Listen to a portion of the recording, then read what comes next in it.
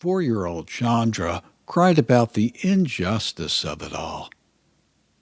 For the adults, Chandra was always an extraordinarily well-loved child.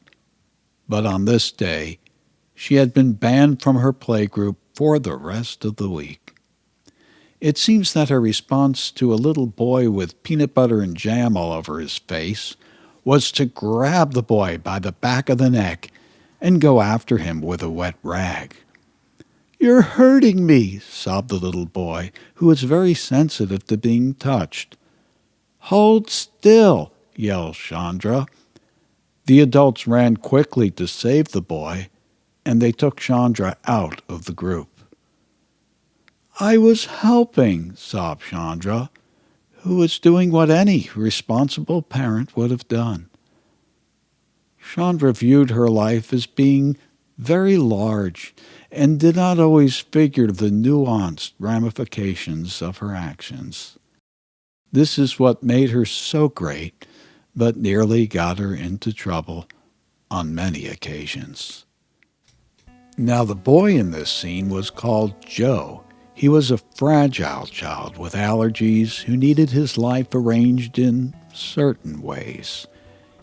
He always stayed out of the other children's play, and he had his own little corner in the room where his mind would wander off to anywhere but where he was. "Joe, what are you doing in this corner?" asked the teacher. "We're supposed to be playing together." "This is my office," said Joe.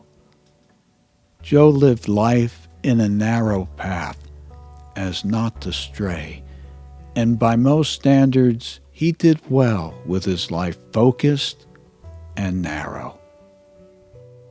As 70-year-old Chandra sat in the rocking chair on the front porch, she spotted Joe walking his little old dog.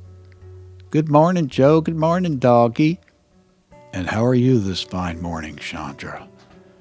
Joe climbed up the stairs to the porch, reached over for his morning hug as Chandra rearranged the folded collar on Joe's shirt. Joe and Chandra lived their lives in the same town, in the same community, but they never really spoke to each other until this morning ritual started about 3 years ago when Joe was walking the dog. Chandra started talking to Joe from the porch where she had her morning coffee. They knew who each other was, and Chandra even recalled the kindergarten incident, but Joe had no memory of it.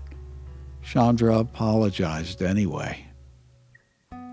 In high school, Joe became a piano virtuoso and a very intense student.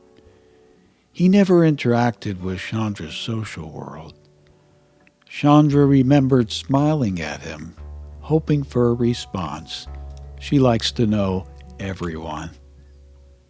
Maybe the kindergarten attack was etched in the back of Joe's mind, or maybe his mind was just elsewhere, or perhaps he was taught to stay away from girls like Chandra. Of course, none of that matters when you're in your senior years. For Joe, this friendship was a time to know a normal life that he never knew or understood.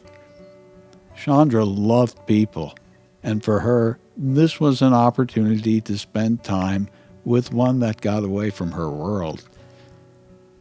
They both greatly valued the friendship as a time of connection. They shared their art and music, their life stories, and a little piece of life that was uniquely theirs. "This is a good time," noted Joe. "If I had not survived my heart attack, or you had not survived your operation, we would have never really known each other.